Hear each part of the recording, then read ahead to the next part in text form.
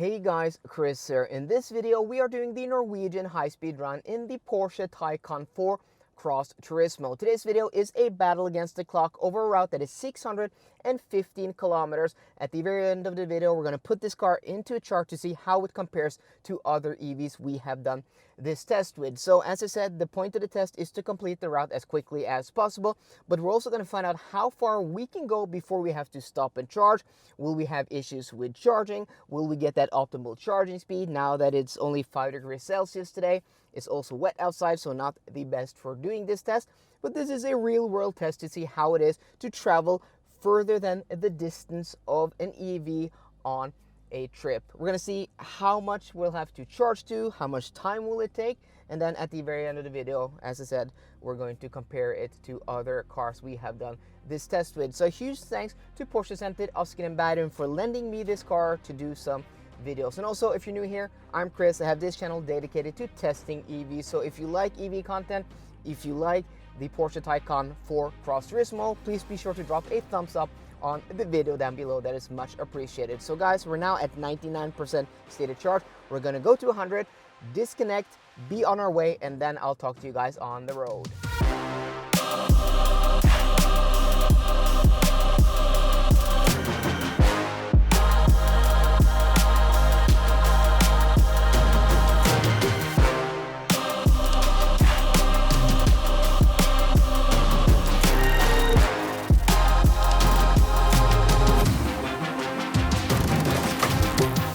Are now Oscar Mike, and we've actually been on the road for an hour and 14 minutes if you guys look at the trip computer there on the right side of this beautiful display. Look at this wide thing. This is so cool. 131 kilometers covered, and consumption thus far 24.7 kilowatt hours per 100 kilometers. And like in our last Norwegian high-speed run with the Polestar 2 single motor standard range, we are crossing this bridge here, and we have the fjord to our left side. Such a beautiful view. And guys, as you can see, it started to clear up. It is actually a bit sunny now, and we have dry roads. We've had dry roads for maybe the last, I don't know, 45 minutes, 40 minutes, and that's nice for consumption. And also, according to the wind map, the wind today, we have a tailwind on our way down to Kristiansand of about 2 to 4 meters per second, depending on on the route we're looking at. And also, we've been going in normal mode because I'm going to put it into range mode here with the selector on the steering wheel. You just click it to the left. You can see that maximum speed, now it's showing 150. What? Okay, that was weird, because earlier, I'm going to overlay the video now, it was showing maximum speed 100 kilometers an hour in range mode, but now it's showing 100 and what? Yeah, because I thought that was weird if it was maximum 100 kilometers, because in efficiency mode in my E-Tron GT, it goes maximum 140 kilometers an hour in efficiency mode. So it does the same thing like this. It puts the car into front wheel drive only, decouples the rear motor so there's no drag on the drivetrain, and also it lowers the suspension all the way down to its lowest setting. Okay, but maybe we'll see much better consumption now that we put it into range mode. But that's weird. I showed you guys the video from that now. But okay, we're gonna continue on now, and it looks like we're gonna be able to go all the way to Kristiansand. 173 kilometers left. We have 228 kilometers of range left. So we're gonna go to Kristiansand, and then we're gonna see how far we can get back. I'm hoping we can get maybe to, we want to hit a 350 kilowatt charger to get that peak speed. So Ion til Lillesand maybe, or maybe there's another charger further down the road that we can take advantage of.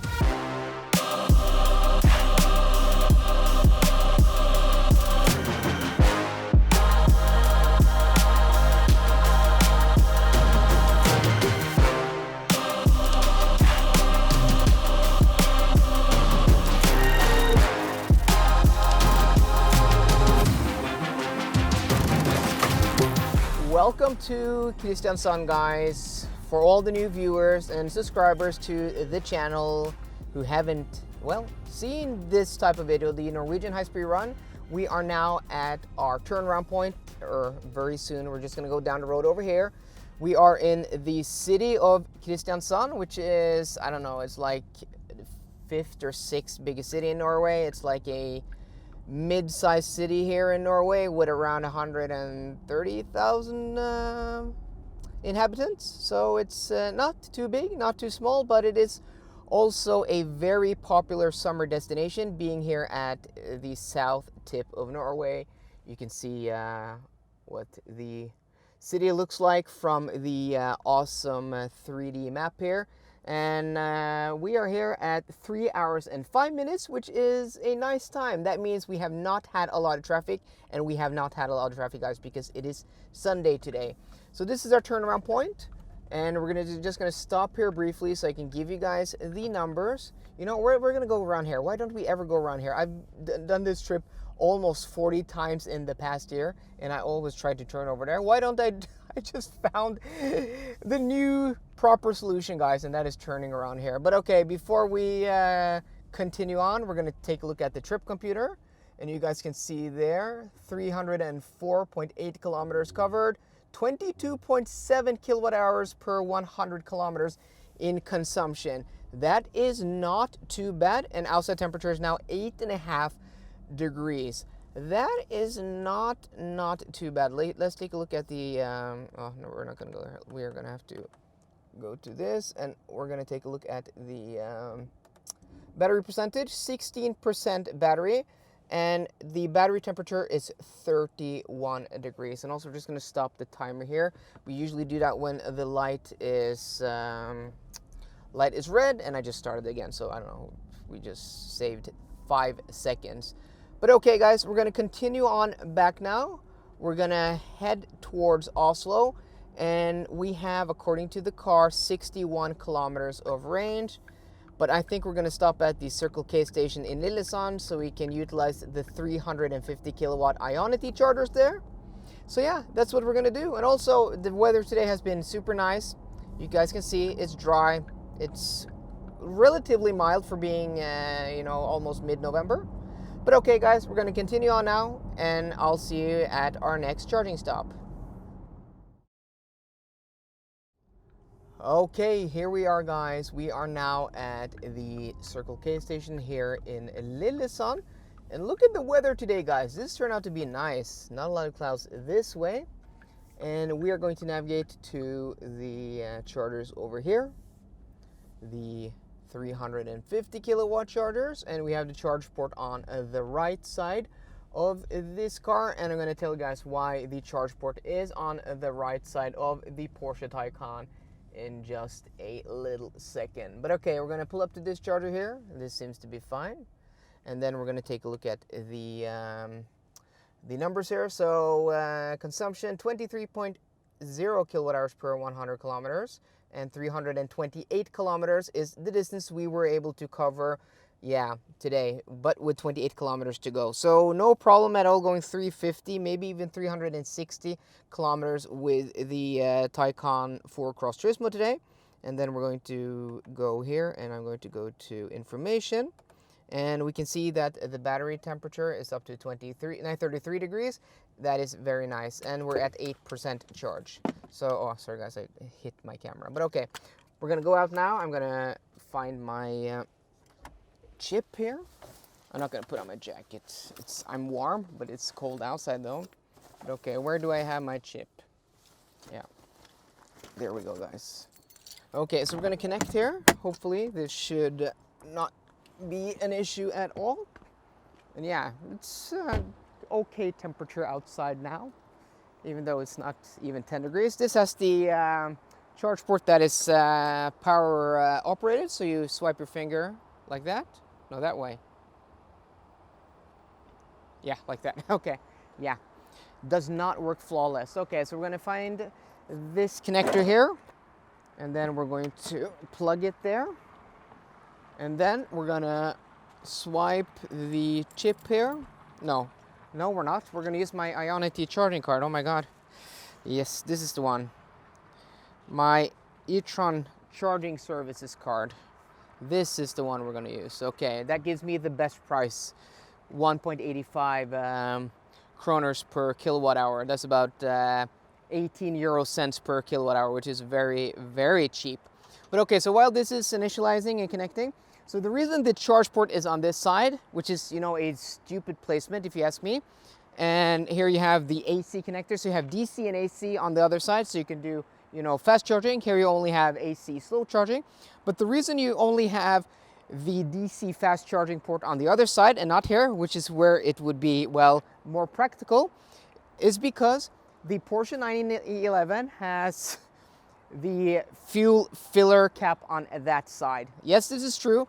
I asked the product manager of the Taycan when I went to the Porsche factory in August, September. If you haven't seen those videos, guys, we're taking my Audi E-Tron GT to Germany, link in the description box down below. But he told me that's the reason, because of tradition. He also said that the assembly line at the Porsche factory for the 911 is 911 meters long. So who figured? Germans have some humor also. But okay, guys, we're gonna flip around the camera now. We're immediately here at 253 kilowatts. That is amazing. We're already at 10%, guys. We're already at 10%.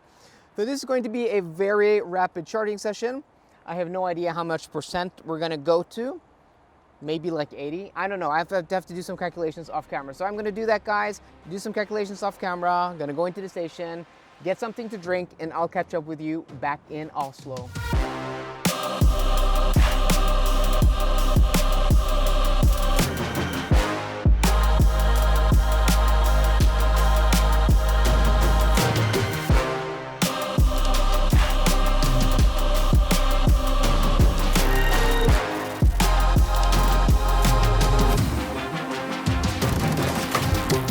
Welcome back to our starting point or our end point, whatever you want to call it. Welcome to the end of the video. And if you've been watching the video from the beginning all the way here to the end, I just want to take this opportunity to thank you so much, because the more you guys actually watch of a video, you know, in minutes or percent of a video, the better it will actually perform here on YouTube, meaning the more people will be recommended the video and more people will watch it, meaning more people to the channel and to these videos, the more we will spread, you know, this message and people will get to see how these EVs perform. So I just want to say a huge thanks, guys. And also, these videos, the Norwegian high-speed run, are one of the videos here on the channel that has the highest retention rate. I think it's the videos here that actually has the highest retention rate of all my videos. Something like almost 50% of people who click on the video watch it all the way through the end, and the curve is really flat, meaning like if you watch the first 30 seconds, most of those people will actually watch the video all the way to the end. And that really means that you guys like these videos and everything that happens in these videos are interesting for you guys. But it also means that the videos I spend the most time making are the videos that people enjoy the most. So that's a really nice, you know, trade-off, because I spent a whole day making these Norwegian high-speed run videos. Like before I actually even press the record button, I'm here for maybe like half an hour just preparing, and then we have like half an hour to end these videos. So I mean, I can spend anywhere between like 8 to 10 hours depending on the car I'm using. So I just want to spend this opportunity to give a huge thanks to you guys. And also, if you are here at the end of the video and you haven't, you know, hit that thumbs up button down below, I would really appreciate it if you do that, because that also helps, you know, the performance of the video. But okay, enough about that. We are out here with 3% battery, which is plenty juicy enough. We charged to 85% at Ionity in Lillesand, so a nice buffer. And consumption today also not too bad, considering, you know, the temperature, which was between like 5 degrees and 9 degrees today. We also didn't have the best weather, though most of the trip was actually dry roads. I would say something like 75% of the trip today was on dry roads and 25% with a little bit of rain and a little bit of wet roads. So that consumption, 23.1 kilowatt hours per 100 kilometers, is not bad considering the size of this car. It's on 20-inch winter wheels, and you know, if we compare to the Polestar 2 single motor standard range we did last time, which had like, was that 19.8 kilowatt hours per 100 kilometers, is 3 kilowatt hours per 100 kilometers higher. but this is also much more car. It's a much bigger car. And also, before I reveal the number, I just want to say a few things about this car compared to my Audi e-tron GT. And again, if you're new here, I own one of my private cars is an Audi e-tron GT that I took delivery of a few months ago. I did 10,000 kilometers in that car the first month. I went down to Germany. I'm going to link all those videos in the description box down below. This is a very close cousin. The e-tron GT was actually developed by Porsche alongside this car. So it's actually a car that is commissioned by Porsche for Audi. So it's not only platform sharing, it's basically a Porsche. From the shoulder line here on up, all of these components here are the same as in my e-tron GT. If you open up the frunk in the e-tron GT, you remove a cover, it will say Porsche. So these cars are very close, but they're also very different. So from the passenger seat here, or from the driver's seat, this interior is completely different. It feels very different. It is higher quality. I mean, this thing is just put together impeccable. And this has also the upgraded leather. But the e-tron GT somehow feels more special. I don't know. It's really nice and really well put together, but it feels more special in the e-tron GT. And also, this car is quieter. Yes, this has the double pane glass. My e-tron GT does not have that. But I just think in general, like tire noise, road noise is better suppressed in this cabin than in the e-tron GT. And lastly, they are both on air suspension. And even though this is the Cross Turismo version with a little bit more ride height, the e-tron GT rides miles better. This rides very good, but the e-tron GT rides like an S-Class. It's impressive. So those are the main differences I've experienced in the past few days with this Cross Turismo, which is the longest duration of time I've spent in a Taycan. But also I have one on order, so we're going to be spending a lot more time in that car in the near future, hopefully. But okay, guys, I know this was a long outro, but I just want to say a few things. I wanted to thank you guys and also mention the things about this car. But okay, you're here at the end of the video because you want to know the time. So the Porsche Taycan 4 Cross Turismo completed the Norwegian high-speed run in, drumroll, 6 hours and 42 minutes. 6 hours and 42 minutes.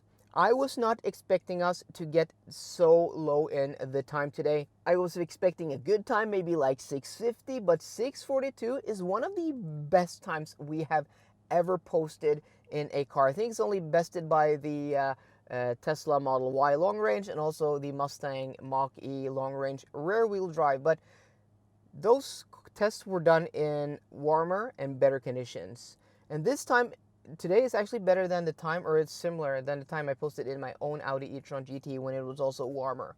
So I'm impressed. I am impressed. I think they have improved the charging curve just a little bit, and that's what we experienced today. But yeah, the time today, 6 hours 42, temperatures below 10 degrees, down to 5 degrees Celsius with a little bit of rain. That may just be the most impressive time we have ever posted on the Norwegian high-speed run, considering that. So yeah, 20-inch wheels, studdless winter tires, Nokian Hakkapeliitta R3s, and these are big wheels. There's some 285s in the rear, guys. Yeah. And this shape also, being the station wagon, the Cross Turismo, it's not the most aerodynamic shape. It shouldn't be as efficient as the normal Taycan, but I haven't tested normal Taycan on this trip. But yeah, this is impressive. This is impressive. In this car, quiet, comfortable. These are the sports seats, very comfortable. Yeah, this is an amazing car to travel long distance with. So I can't wait to get my Cross Turismo, hopefully maybe January, maybe February. I mean, all these cars are being pushed back because of microchip shortage and everything that's happening in the world now in 2021. But cross my fingers, it will happen sooner than later. So guys, I really hope you enjoyed today's video. If you did, please drop me a thumbs up down below. And for more car content, as always, guys, please subscribe. See you guys later and goodbye.